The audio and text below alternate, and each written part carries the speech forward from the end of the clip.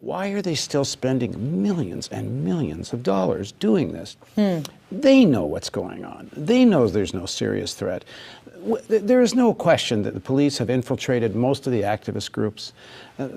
This is like 101 in how you do policing in this situation. They have these things called the fusion centers that are very well known. It's a fusion of Homeland Security, NSA, the police departments.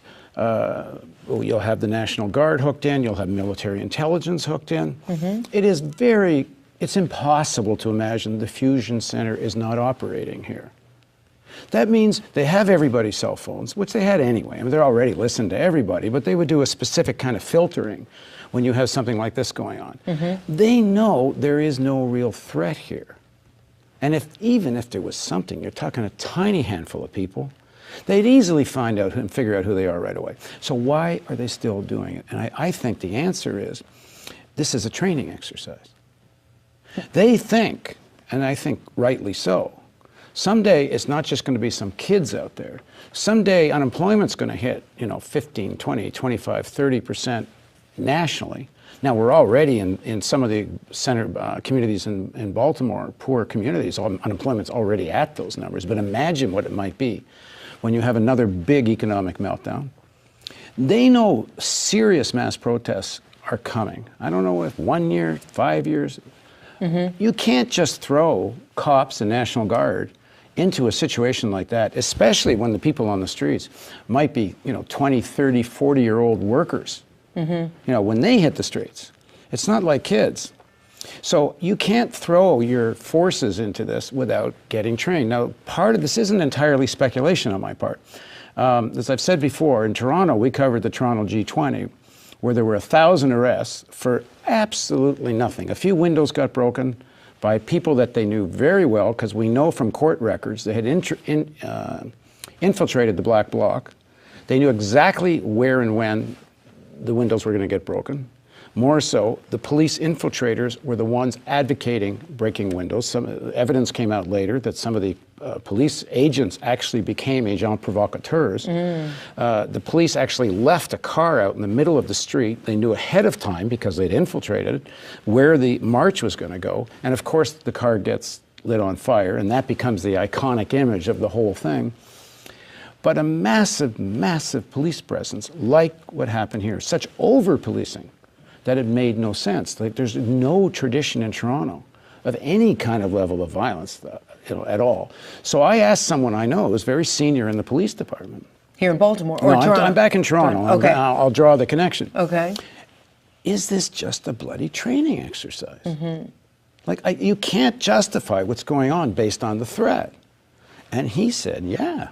This is a training exercise, because you can't have such a massive mobilization of police forces when the situation's really serious. You need these minor instances to get ready for what they think will be a big one. Even though hundreds of people wind up getting arrested, they get criminal records. Most importantly, their right to protest is completely violated. And this is what the curfew is doing. And so we started off this conversation. The curfew is saying you have no right to protest. There is just to add two things. The FBI Police Academy, I may have the exact title wrong, but it's the FBI Police Academy, has a whole international auxiliary and outreach, which essentially is police chiefs all over North America. And they come to the FBI for training. It's part of how they create a national strategy of tactics and methodology, because you can see the same stuff happening in city after city. It's not an accident.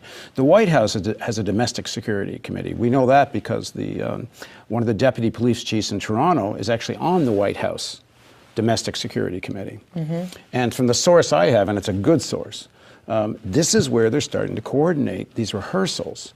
But the rehearsals are two things. One, they're violating people's rights. Number two, instead of rehearsing for mass repression, how about solving some of the problems? Is it okay? So let's move on a little bit and talk about some news that developed last night. The officers who were charged have now been released. They put up bail for them. I have the figures somewhere in my notes. Here we are. 2 facing misdemeanors. They posted bail for $250,000. 4 officers with felony charges posted bail for $350,000.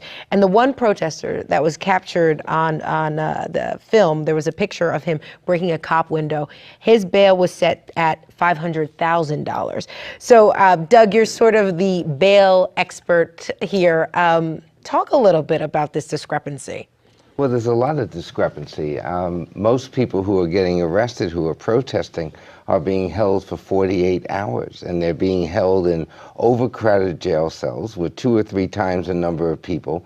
They're getting 4 slices of bread and 1 slice of cheese, and that's their food that's their big meal of the day.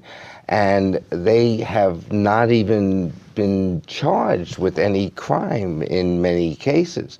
Now you take the 6 officers. They somehow voluntarily surrender themselves. They get to the precinct around 11 or 12 o'clock noon yesterday. They are pushed through the system. Somehow magically, they're not waiting 48 hours, but within 6 or 7 hours, they've already gotten their bail. The bail's been posted with a bondsman, and they're out. So when you look at different treatment for different people, and it's one of our big issues here, when you have a money bail system, those who have money regain their freedom. Those who don't have money stay incarcerated. You have to ask yourself, why is money the determining factor for whether or not someone's going to come back to court or whether someone's going to injure or do harm to another person if released?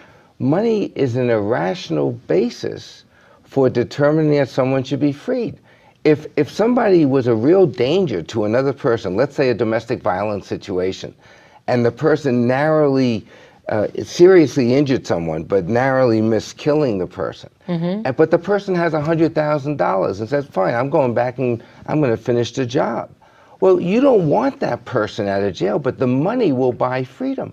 On the other hand, my law students and the law students represent people who are in jail because they don't have $100 or $250 or $500. Yeah. And they're in jail for the most minor charges. Like one homeless person was in jail for 20 days for stealing a bar of soap and shampoo valued at $11. And his bail was $100. He could not leave jail. And we have so many instances like that. So it's an irrational, but on the other hand, it's only rational if your goal is to keep low-income working people and poor people in jail and to make sure that the wealthy person doesn't stay in jail. And let me just add one thing, because we talk a lot about systemic abuse, systemic repression, and we've been talking about different examples.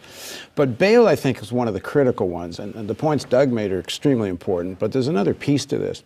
The bail bondsman industry in Maryland is enormous. Is it somewhere in like $1 billion or something? We did a report enormous where number. we estimated annually they collect about $150 million a year just in the 10% non-refundable fees. Oh, wow. There's an enormous amount, and that money builds a lot of support in Annapolis at the legislative level, at the political level. So it'll be the rare politician. Weren't they actively, the bail industry, bondsman industry, actively lobbying against the reform you were fighting for, that public defenders, that people have a right, I don't think people know this. In Maryland, up until, what, a year and a half ago or something, you had no right to a lawyer at your bail hearing.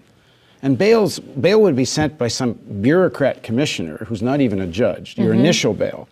Then the next day or two, you'd get in front of an actual judge. But they'd almost never undo what the commissioner did. And the commissioner's sitting next to the prosecutor. There's no representation of the defendant. Now, that's still the case. What Doug was able to do was able to, at least when you come in front of the judge, you now have a public defender, except sometimes if it's a Monday morning and it's after a weekend, there could be as many as 150 people charged. You're lucky to maybe have 2, sometimes 3 public defenders. They don't even find out who was charged till 7:30 in the morning, but they don't see who was charged till about 9 a.m. and they got this line of sometimes 100, 150 people. Oh my gosh. They get to talk to the person for 2 minutes, 3 minutes, right? And then they're supposed to go represent the case, why this person's bail shouldn't be ridiculous. And Doug and I worked together on a case. A homeless guy that actually lives in front of the Real News building, charged in a minor incident with a storekeeper over an argument for $20, gets a bit of a scuffle. Police come. The storekeeper says, I don't want to press charges. I know who he is.